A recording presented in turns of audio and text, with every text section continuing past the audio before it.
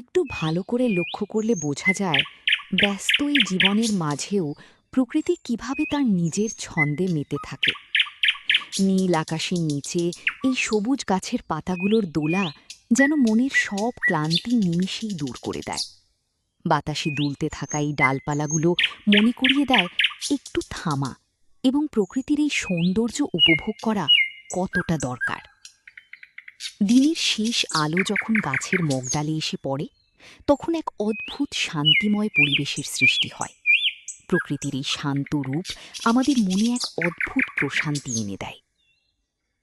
অনন্ত জলরাশি আর দিগন্ত বিস্তৃত নীল আকাশ, প্রকৃতির এই বিশালতার মাঝে নিজেকে হারিয়ে ফেলার চেয়ে সুন্দর আর কি হতে পারে।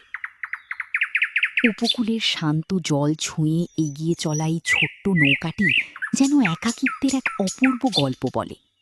চারপাশের এই নীরবতা মনের সব কোলাহলকে শান্ত করে দেয়। পাথরের সৈকত আর দূরের ওই ছোট্ট লোকালয় মনে করিয়ে দেয় ব্যস্ত শহর থেকে দূরে প্রকৃতির একদম কাছাকাছি এমন একটা জীবন কতই না সুন্দর। চলুন না, জীবনের সব ক্লান্তি ভুলে কিছুক্ষণের জন্য ভেসে যাই এই নীল জলের মায়ায়।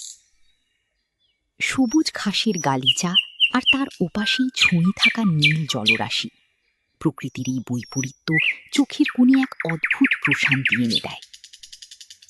বাতাসের হালকা কাঁপুনি, পানির বুকে ছোট ছোট ঢেউয়ের খেলা, আর তার মাঝেই দূর থেকে ভেসে আসা একটি লাল কায়াক বা ছোট্ট নৌকা, মনে হয় যেন কোনো শিল্পী ক্যানভাসে তার সেরা রঙটি ছড়িয়ে দিয়েছেন।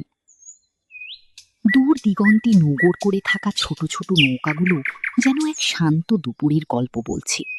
প্রকৃতির এই অবারিত সৌন্দর্য আমাদের মনে করিয়ে দেয় জীবনটা আসলে কতটা সুন্দর এবং সহজ হতে পারে।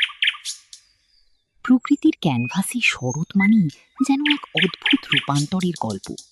সবুজ পেরিয়ে চারপাশ যখন সোনালি, লাল আর হলুদের রঙে সেজে ওঠে, তখন চারপাশের চেনা পৃথিবীটাও রূপকথার মতো মনে হয়।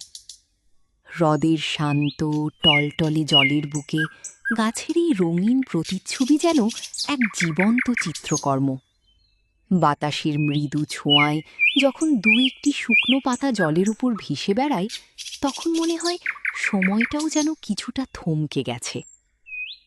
ব্যস্ত জীবনের কোলাহল থেকে দূরে শরতের এই শান্ত লেকের পাড়ে বসে প্রকৃতির এই মৌনতা উপভোগ করার মাঝে যে এক অদ্ভুত মানসিক প্রশান্তি লুকিয়ে আছে, তার কোথাও মেলা ভার।